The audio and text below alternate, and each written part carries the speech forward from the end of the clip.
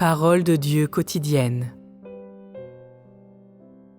Dieu a créé ce monde et y a amené l'homme, un être humain, à qui il a donné la vie.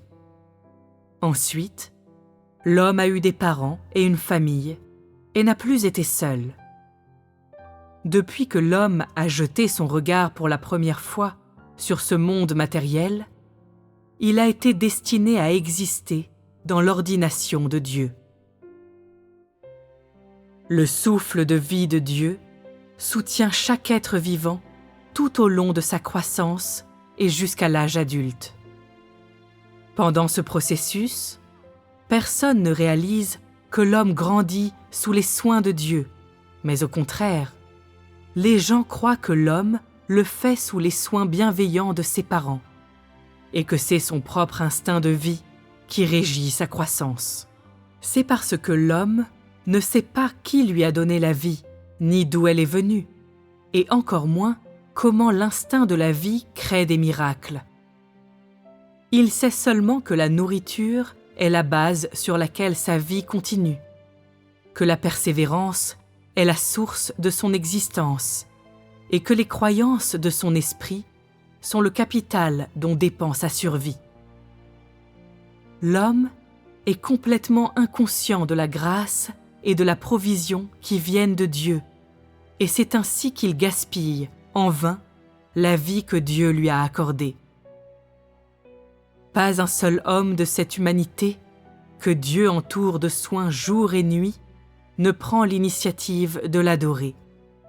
Dieu continue seulement de travailler en l'homme, et duquel il n'attend rien, et comme il l'a prévu.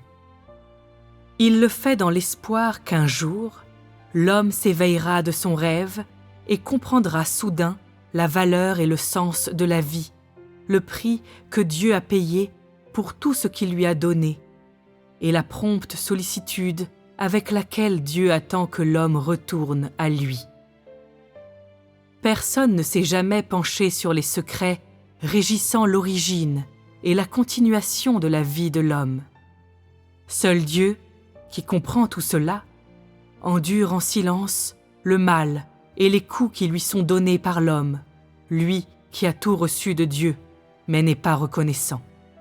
L'homme considère comme acquis tout ce que la vie apporte et, de même, c'est tout naturellement que Dieu est trahi par l'homme, oublié par l'homme et escroqué par l'homme. Se pourrait-il que le plan de Dieu ait vraiment une telle importance ? Se pourrait-il que l'homme, cet être vivant qui est venu de la main de Dieu, ait vraiment une telle importance ? Assurément, le plan de Dieu est important. Cependant, cet être vivant, créé par la main de Dieu, existe pour le bien de son plan. Par conséquent, Dieu ne peut pas gaspiller son plan par haine pour cette espèce humaine. C'est pour le bien de son plan et pour le souffle qu'il a exhalé que Dieu endure tous les tourments, non pour la chair de l'homme, mais pour la vie de l'homme.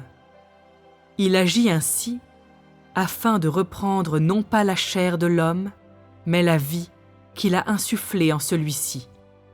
C'est son plan.